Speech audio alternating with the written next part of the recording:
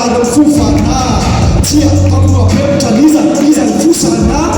lanta yana kanta geza ndio fusana sat hata tunabikuku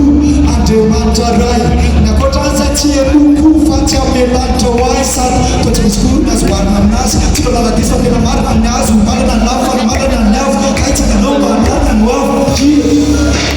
Kijana njapewa